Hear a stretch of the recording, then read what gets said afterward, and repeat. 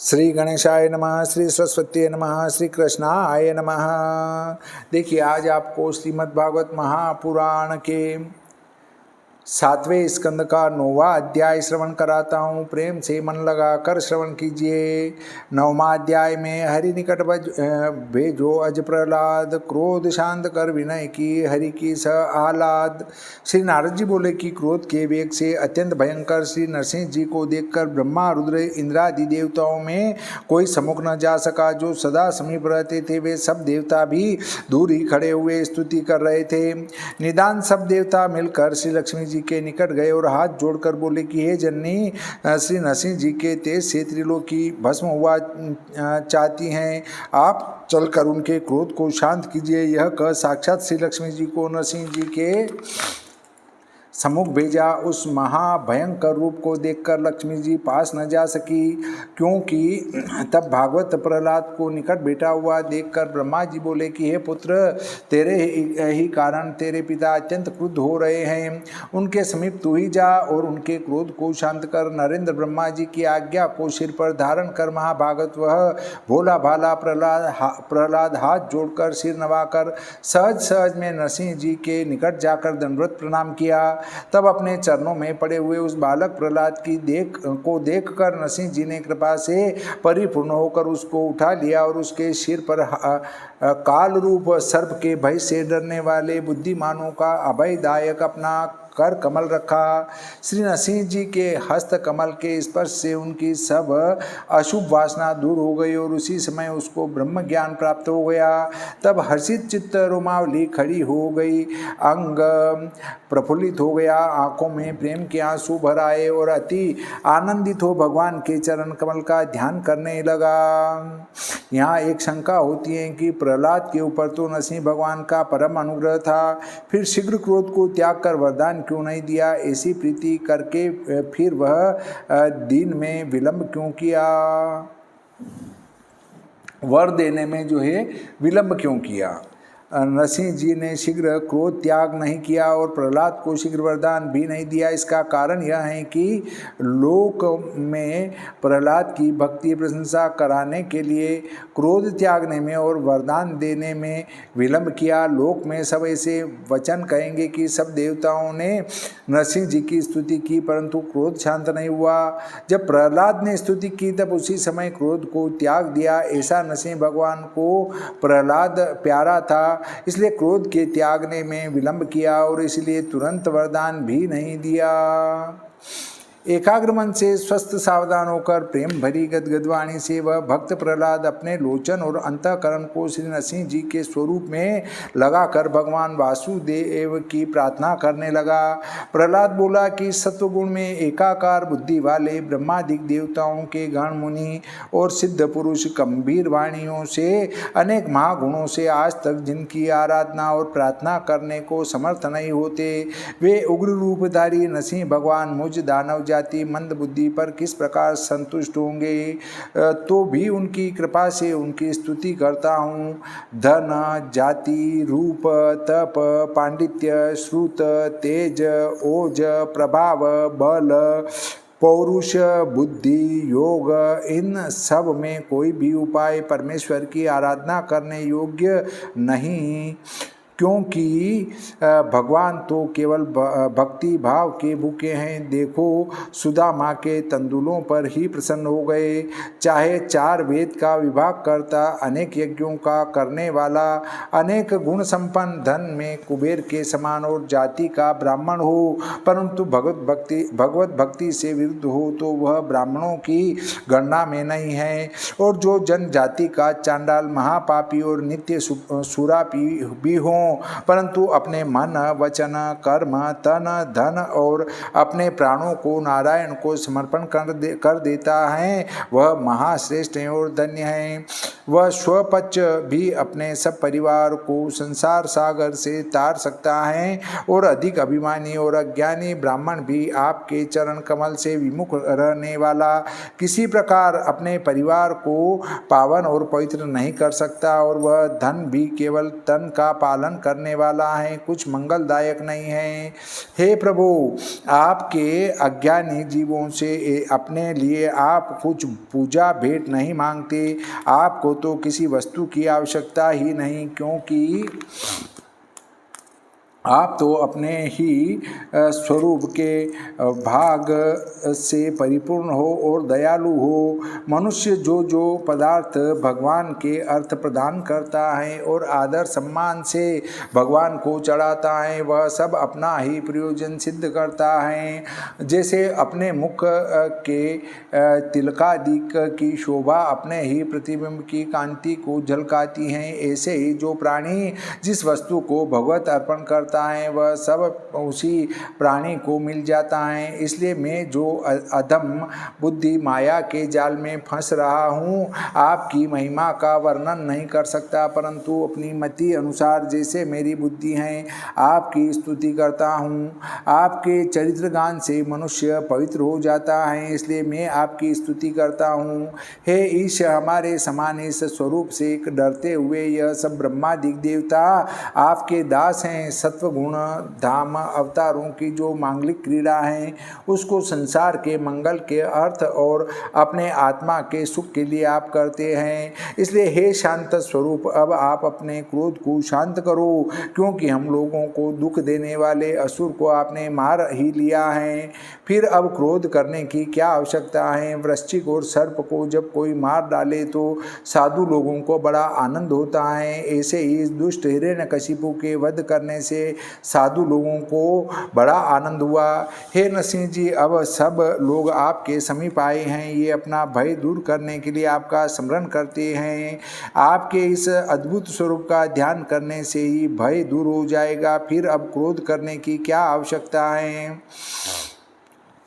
हे अतीत, यह आपका रूप जो महाभयंकर मुख, जीभ सिंह की सी सूर्य के समान लाल लाल नेत्रों से मानो अग्नि की ज्वाला भड़क रही है, बंक भ्रकुटियों का चढ़ाना और अति विकराल दाढ़ों को देखकर भय दिखाई देता है।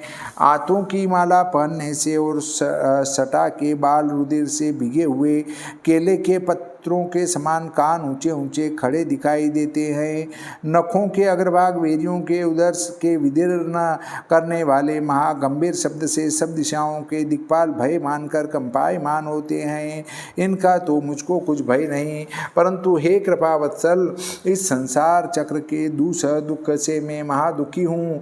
आपके चरणारविंद की कृपा से साधारण संसार चक्र का मुझको कुछ भय नहीं, परंतु अपने कर्मों के बंधन में जो मैं बंधा हिंसक जीवों में पड़ा हुआ हूँ, इस बात से मेरा मन बहुत डरता है। हे कृपालु, मुझ पर दयालु होकर आप अपने मोक्ष रूप और शरण रूप चरण शरण में मुझको कब बुलाओगे। हे भूमन, इस अप्रिय पदार्थों के वियोग संयोग से जो प्रकट हुई शोक रूप अग्नि है, उस अग्नि से जब योनियों में रात दिन जला करता हूँ और संसार में दुख दूर होने के लिए जो अनेक यत्न हैं वे भी सब दुख स्वरूप हैं। कभी पित्त अधिक हो जाता है, कभी वात बढ़ जाता है, कभी कफ घेर लेता है। यह देहाभिमान भटक रहा है, इसलिए हे सतम, अब आप दास भाव सजीवन मूल औषध बताओ, जिससे फिर यह दुख मुझको न व्यापे। हे प्रभु, संसार के बंधनों से मोक्ष पाकर आपके चरण शरण में रहने वाले महात्मा पुरुषों के सत्संग से परम सुरद और परम गूढ़ ब्रह्मा जी के मुख से पाए हुए आपके अद्भुत चरित्र संबंधी कथाओं का अभ्यास करते करते इस संसार सागर के महान कठिन दुखों से धीरे धीरे मैं भी पार उतर जाऊंगा। अर्थात उसकी नाम रूप नौका पर चढ़कर पार उतरना क्या बड़ी बात है। हे नरसिंह, बालक की रक्षा माता पिता भी कर सकते हैं और नहीं भी कर सकते। रोगी को औषधि बचा भी सकती है और मार भी सकती हैं। समुद्र में डूबते हुए को नाव निकाल भी सकती हैं और डुबो भी सकती हैं, परंतु आपकी रक्षा सर्वोपरि है।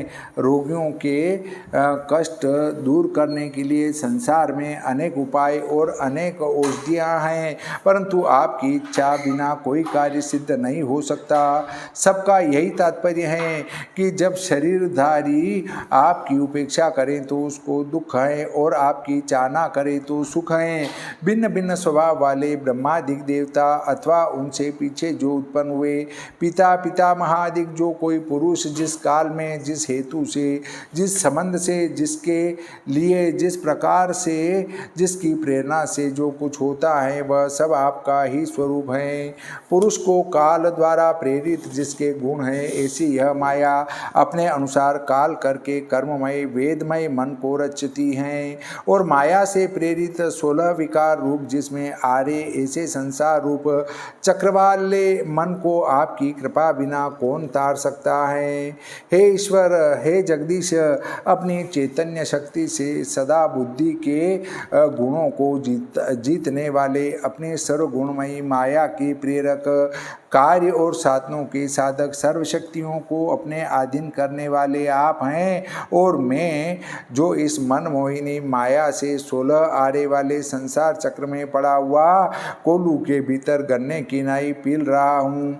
अब हे शरणागत वत्सल, मुझ शरणागत मंद बुद्धि के मन को मार कर शीघ्र मुझे अपनी ओर को खींचो, क्योंकि रस निकल चुका है, कुछ सूक्ष्म रस शेष रहा है। जो यह भी निकल गया तो फिर किसी काम का न रहूँगा। हे विभो, सब स्थान पालकों की आयु लक्ष्मी वैभव स्वर्ग जिनकी यह प्राणी सदा इच्छा करते रहते हैं उनको तो मैंने सब प्रकार देख लिया, क्योंकि वह सब तो मेरे पिता के कुपित हास्य से और चढ़ी हुई भूभृंग मात्र से ही एक क्षण में नष्ट भ्रष्ट कर दिया गया।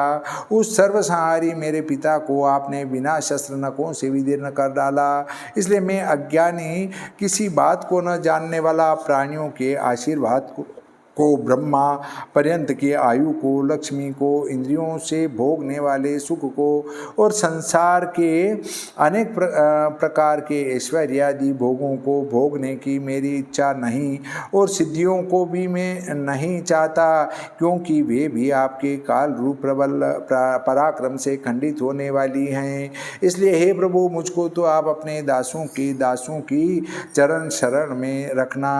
कानों से कानों को सुख देने वाले अंत में मृग तृष्णा रूप इस आशीर्वाद से क्या प्रयोजन है। अनेक रोग जिससे उत्पन्न हो ऐसे शरीर से क्या प्रयोजन है। यद्यपि इस बात को सब जानते हैं तो भी लव मात्र मधुर काम रूप अग्नि के मुख में लवलीन है, इसको दूर नहीं कर सकते। और जो विद्वान हैं उनको किसी प्रकार वैराग्य नहीं होता। वे तो पंडित नहीं हैं किंतु मूर्ख हैं। हे प्रभु, आपकी माया बड़ी बलवती है। हे नरसिंह जी महाराज, रजोगुण से उत्पन्न हुआ तो मेरा देह तमोगुण की खान वाले राक्षस वंश में मेरा जन्म सदा दैत्यों के बालकों का संग फिर कहाँ तो मैं और कहाँ आपका अनुग्रह, जिस अनुग्रह से अभयदायक दुष्ट दमन आपकी भुजाओं की छाया जो कि आज तक ब्रह्मा शिव लक्ष्मी अपनी परम प्यारी पत्नी के ऊपर नहीं की थी, वह उन भुजाओं की छाया आज आपने मेरे ऊपर की। हे प्रभु, आप समदर्शी हैं, आपके यहाँ दुर्भाव नहीं है। ब्रह्मादिक देवता उत्तम हैं और यह दैत्य नीच हैं।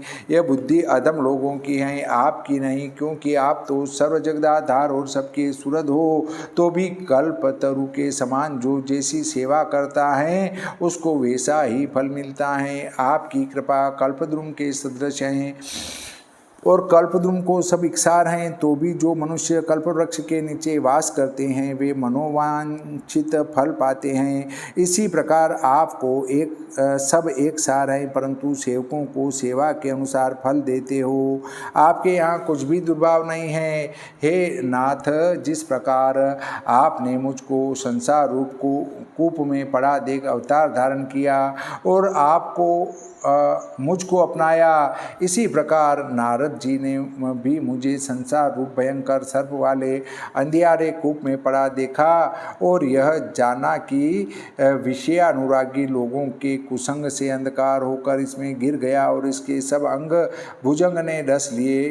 उसी के विष से यह ऐसा बेसुध हो रहा है कि उस कूप को ही अपना घर समझ रखा है। उस समय उन्होंने भी मेरे ऊपर ऊपर दया की दृष्टि करके मुझे उस कूप से बाहर निकाला। मैं आपके भृत्य लोगों की सेवा कैसे त्याग दूं? हे अनंत, आपने मेरे प्राणों की रक्षा की और मेरे पिता को मारा। अपने भृत्य नारद का वाक्य सत्य करने के लिए यह अद्भुत अवतार लिया। क्या इस बात को मैं नहीं जानता? खोटा कर्म करने की इच्छा करके मेरे पिता खड्ग हाथ में लेकर बोला कि तू किसकी आराधना करता है? मुझसे परे कौन ईश्वर है जिसको तू अपना रक्षक बतलाता है? उसको मुझे दिखा, मैं अभी उसको मारूंगा और जो नहीं बताएगा तो तेरा सिर काट डालूंगा। अतएव आपने अपनी प्रतिज्ञा सत्य करने के लिए और अपने भक्तों को अभय करने के लिए और मेरा वचन सत्य करने के लिए उसी समय खंभ फाड़ कर प्रकट हुए। क्या इस बात को नहीं जानता? हे जगदाधार, केवल एक आप ही जगदाधार और जगत हो, क्योंकि इस जगत के आदि और अंत में एक आप ही रक्षक हो और मध्य में भी आप ही हो। आप अपनी माया के गुणों से इस विश्व को रचकर नाना प्रकार से उन गुणों के दृष्टि आते हो और अंतर्यामी रूप से सब चर अचर रूप में व्याप्त हो रहे हो। माया के गुणों से भिन्न भिन्न रूप आपका प्रतीत होता है। कोई शत्रु समझता है, कोई मित्र समझता है। आपके भेद अपार हैं, उन भेदों को कोई समझ नहीं सकता। हे ईश, सत असत आप ही हो और यह सब माया के गुण हैं, अर्थात माया से भिन्न नहीं है। आप जगत से भिन्न भी हो तो जगत रूप आप ही हो और यह सब माया के गुण हैं। यह मेरा है, यह पराया है। ज्ञान दृष्टि से देखो तो कुछ न अपना है न पराया है, सब एक रूप हैं। वृक्ष जैसे धरामय बीज रूप हैं, बीज सूक्ष्म बीज रूप हैं और सूक्ष्म भूत ब्रह्म रूप हैं। इसी प्रकार यह जगत पंचमहाभूत रूप हैं, पंचमहाभूत अपने सूक्ष्म भूत रूप हैं और सूक्ष्म भूत ब्रह्म रूप हैं। और जो पदार्थ जिससे उत्पन्न हो व जिससे प्रकाशित हो अथवा जिसमें लय हो वह तद्रूप होता है। महाप्रलय के जल में इस विश्व को रचकर आप अपने सुख का अनुभव करते समय अचेष्ट होकर योग से दृष्टि को मीच कर स्वरूप के प्रकाश से निद्रा का पराभव करके आत्मा की चतुर्थ तुरीय अवस्था में स्थित होकर तम और सब गुणों का संयोग त्याग कर शयन करते हो। अपनी काल शक्ति से प्रकृति के गुणों की प्रेरणा करते हो। उन्हीं का स्वरूप यह जगत है। जब आपकी इच्छा होती है तब प्रलय संबंधी जल में शयन करते करते समाधि से निवृत्त होकर आपके नाभि कमल के सूक्ष्म बीज में से जैसे बड़ा बड़का वृक्ष उत्पन्न होता है, उसी प्रकार प्रलय के जल में से महाकमल उत्पन्न होता है। जिस समय शेषनाग के शयन से आप जागते हो उस कमल में से ब्रह्मा जी उत्पन्न हुए तो आंख खोलकर सब ओर को देखा, परंतु सिवाय कमल के ओर कुछ देखने में नहीं आया, क्योंकि स्वयं बीज रूप आप ही अपने आप में व्याप्त हो रहे थे। फिर आप ही प्रकट हो विचार कर 100 वर्ष तक जल में ढूंढते रहे तो भी आपको पता नहीं लगा। सत्य है, अंकुर के निकलने से बीज कहाँ रह सकता है।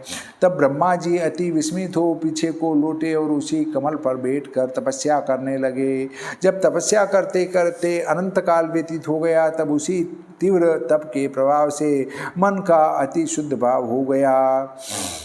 तब तो भूत इंद्रिय और मायामय आत्मा में ही सन्मात्र रूप से वर्तमान अति सूक्ष्म रूप से अपने अंतःकरण में ही ईश्वर को देख पाया। जैसे पृथ्वी से सूक्ष्म सुगंध निकलती है, वह मायामय अद्भुत स्वरूप कैसा था कि जिसमें सहस्र मुख, सहस्र चरण, सहस्र शिर, सहस्र हाथ, सहस्र उरु, सहस्र नासिका, सहस्र कान और सहस्र नेत्र थे और हाथों में सहस्र सहस्र आभूषण और सहस्र सहस्र आयुधों से परिपूर्ण थे। परंतु आपका यह रूप मायामय प्रदान है, क्योंकि पाताल आदि प्रपंच से चरणादि रचना हुई थी। हे महापुरुष, आपके साधुओं के देखने योग्य स्वरूप को देखकर ब्रह्मा जी को बड़ा हर्ष हुआ। हे भूमन, उस काल में इस रूप से आपने ब्रह्मा जी को दर्शन दिया, यह उनके ऊपर बड़ा अनुग्रह किया था, क्योंकि हयग्रीव स्वरूप धारण करके वेद द्रोही महाबली वर पाने से उन्मत्त मधु व केटब नामक दोनों असुरों का वध करके ब्रह्मा जी को श्रुति गण लाकर रजतम समर्पण किया। हे प्रभु, ऋषि लोग कहते हैं कि सत्वगुण आपका प्यारा शरीर है। हे महापुरुष, आप इस प्रकार मनुष्य, पशु, ऋषि, देवता और मत्स्यादि अवतार धारण कर सब लोगों की रक्षा करते हो और जो संसार के प्रतिकूल होते हैं उनका विध्वंस करते हो। यह युग युग में आपका धर्म चला आया है, उसकी रक्षा करते हो और कली युग में आप गुप्त रूप से रहते हो, इसलिए इस युग में आप ऐसा नहीं कर सकते। आप 3 युगों में अवतार लेते हैं, इसी से आपका नाम संसार में त्रियुग प्रसिद्ध हुआ है। हे वैकुंठनाथ, यह मेरा मन अधर्म से दूषित है, सदा बाहरी बातों में लगा रहता है, जीतने में नहीं लाता, काम से आतुर है, इसलिए हर्ष, शोक, भय, आध्यात्मिक, आदि दैविक और आदि भौतिक इन तापों के दुख से पीड़ित हो आपकी कथा वार्ता में प्रीति नहीं करता। हे प्रभु, ऐसा मन होने पर मैं दीन पराधीन होकर फिर आपके सत्व का विचार कैसे कर सकता हूँ। हे अच्युत, जीव तृप्त होकर अनेक ओर को अर्थात जिस ओर मधुरादि रस हैं उसी ओर को खींचता है, त्वचा स्पर्श की ओर को खींचती है, पेट की भेंट देनी ही कठिन है, क्षुधा से संतप्त होकर जिस प्रकार की आहार की वस्तु देखता है मार मार कर उसी ओर को खींचता है, जिस ओर से सारंगी मृदंग की ध्वनि और मधुर मधुर स्वरों से कोकिल कंठियों के गाने का शब्द सुनाई पड़ता है, यह कान अज्ञान से बलात्कार उसी ओर को खींचते हैं। नाक अनेक प्रकार के सुगंधित गंधराज, मालती, मदन बाण आदि पुष्पों की गंध की ओर को खींचती हैं। यह चंचल नयन किसी प्रकार चैन नहीं लेने देते, सब कर्मेंद्रियां अपनी अपनी ओर को खींच रही हैं। जैसे एक पति की बहुत सी स्त्रियां होती हैं और वह अपनी अपनी ओर को खींचती हैं और घबरा देती हैं, ऐसे यह मेरी इंद्रियां मुझको व्याकुल कर रही हैं। हे भगवान, जिस प्रकार मेरी कुगति है इसी प्रकार सबकी कुगति है और इसी कुगति में संसार रूप वैतरणी नदी की धारा में उछलते डूबते बहे चले जाते हैं। अनेक जन्म लेते, मरते, खाते, डरते, डराते, अपने पराये के साथ शत्रुता मित्रता करते रहते हैं। हे उद्धार कारक विश्वनाथ, उन भयभीत जनों को अपने नेत्रों से देख अनुग्रह प्रकाश करके आज ही यमद्वार वाली वैतरणी नदी से पार उतार कर रक्षा कीजिए, क्योंकि ये जन मूढ़ और दीन हैं। हे भगवान, आप सब जगत के गुरु हैं और इस संसार रूपी सृष्टि स्थिति और विनाश के कारण आप ही हैं, और फिर आपको सब भक्तों के तार देने का क्या परिश्रम है, अर्थात सब भक्तों का तार देना कुछ आपको दुष्कर कर्म नहीं है। हे प्रभु, समस्त जनों के बंधु हैं, क्योंकि मूढ़ जनों के ऊपर भी आपका कितना अनुग्रह है कि जो बिना भक्ति के ही तार देते हैं, वो बिना भक्ति के ही तार देते हो, इसलिए आपका नाम देवताओं ने आर्त बंधु रखा है। हम लोग आपके भक्तजनों के सेवक हैं, हम लोगों का उद्धार करोगे तो कुछ बड़ी बात है, यह भी एक आपका तुच्छ कार्य है। हे सर्वोत्तम, आपकी गुणगान रूप महा अमृत धारा में जिनके मन मग्न हो रहे हैं, वे तो इस दुष्पार संसार रूप वैतरणी नदी का भी कुछ भय नहीं करते, परंतु जो मूर्ख लोग इस महा अमृत नदी से विमुख हो, इंद्रियों के निमित्त जो माया का सुख है उसके लिए कुटुंबादिक का भार होते हैं, उनको देखकर मुझे अत्यंत शोक होता है। हे देव, मुनि लोग बहुधा अपनी अपनी मुक्ति की कामना के लिए एकांत स्थानों में मौनी बनकर तप करते हैं और वन वन घूमते फिरते हैं, परंतु दूसरा यत्न हम उनका नहीं देखते। हे भगवान, हम हमारे संगी असुरों के बालक अतिशय दीन हैं, इनको अकेला छोड़कर मैं अपनी मुक्ति पाने की इच्छा नहीं रखता। हे नित्य मुक्त, मैं इन बालकों के लिए और किसी के लिए प्रार्थना नहीं कर सकता, क्योंकि आपके सिवाय और किसी पुरुष को इन भ्रांत लोगों का उद्धार करने वाला नहीं देखता। हे प्रभु, ऐसा नहीं कहा जा सकता कि ये लोग स्त्री संग संभोग आदि द्वारा सुख भोग करते हैं, दीन नहीं है, किंतु हे भगवान, स्त्री संग आदि जो गृहस्थ धर्म है वह बड़ा तुच्छ हैं, क्योंकि उससे दोनों हाथों के खुजाने के समान दुख पर दुख ही दिखाई देता है। हे स्वामी, गृहस्थी का सुख इस प्रकार अंत में सुख देने वाला है जैसे ओस का सोना। उसमें आसक्त पुरुष बहुत सा दुख भोग कर भी भी खुजाने के समान इस सुख से तृप्त नहीं होते। एक दुख बीतने नहीं पाता, दूसरा आकर उपस्थित हो जाता है। वेद में खुजाहट का रोकना ऐसे वैसे पुरुषों का काम नहीं है। अतः कोई धीर पुरुष ही खुजली के समान कामदेव के वेग को सहन कर सकता है, परंतु जो कोई आपका परम भक्त होगा। हे अंतर्यामी, मौन व्रत, श्रुत, तप, अध्ययन, स्वधर्म, व्याख्या, एकांत में वास, जप और समाधि या मोक्षादि के साधन प्रसिद्ध हैं। इनको मैं तो असत्य नहीं कर सकता, परंतु ये बहुधा अजितेंद्रिय पुरुषों की आजीविका के उपाय हैं। इनके करने वालों को देख देख कर कोई अजितेंद्रिय लोग हंसते भी हैं और कहते हैं कि यह सब ठग विद्या के समान है और दंभ का फल सदा एक सा नहीं रहता। इसलिए दंभी लोगों के लिए सब मौनादिक कर्म कभी आजीविका का उपाय हो सकता है और कभी नहीं भी हो सकता है। देखो, बीज और अंकुर के समान यह सत और असत अर्थात कारण और कार्य आपका रूप कहकर वेद ने प्रकाशित किया है। वास्तव में आप प्राकृतिक रूप से शून्य हैं, इससे तत्वाधिक रूप के समान आपका और रूप नहीं। इसलिए योगीराज लोग भक्ति योग में से काष्ठ में अग्नि के समान कार्य और कारण दोनों में ही आपको अनुगत देखते हैं। हे भगवान, ये कार्य और कारण प्रधान अथवा परमाणु इत्यादि से नहीं हो सकते हैं, इसलिए आप ही सबके कारण हैं। आप ही सब वस्तुओं में दिखाई देते हैं। आपके सिवाय और किसी वस्तु से कार्य का और कारण की उत्पत्ति होती नहीं जानी जाती। हे प्रभु, वायु, अग्नि, धरणी, आकाश, जल, मात्रा, प्राण, इंद्रिया, हृदय, चित्त, अहंकार, देवता, स्थूल और सूक्ष्म, यह सब आपके ही रूप हैं। हे भूमन, सगुण निर्गुण आप ही हैं और मन वचन से जो कुछ कहा जाता है वह सब आप ही हैं।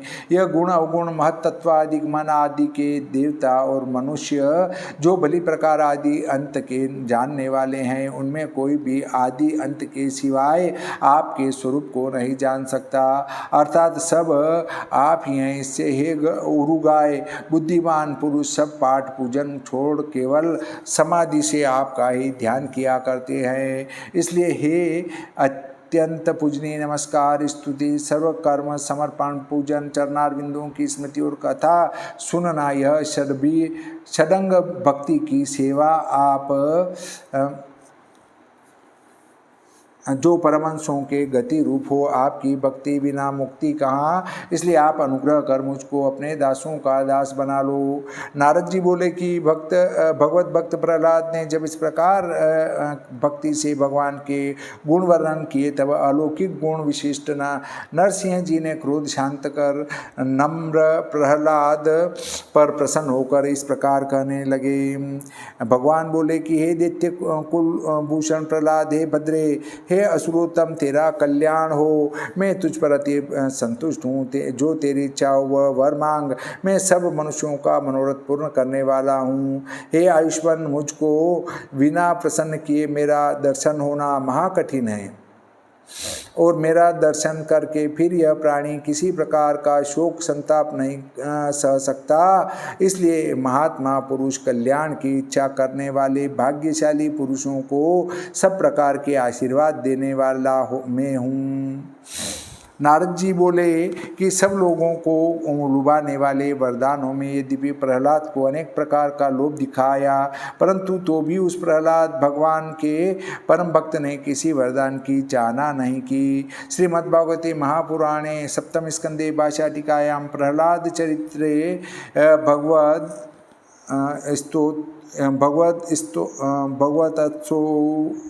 भगवतस्तवो नाम 9वां अध्याय। श्री गणपति जी महाराज की जय, श्री सरस्वती मैया की जय, श्री भोलेनाथ की जय, श्री कृष्णचंद्र भगवान की जय, श्री रामचंद्र भगवान की जय, बजरंग बली की जय।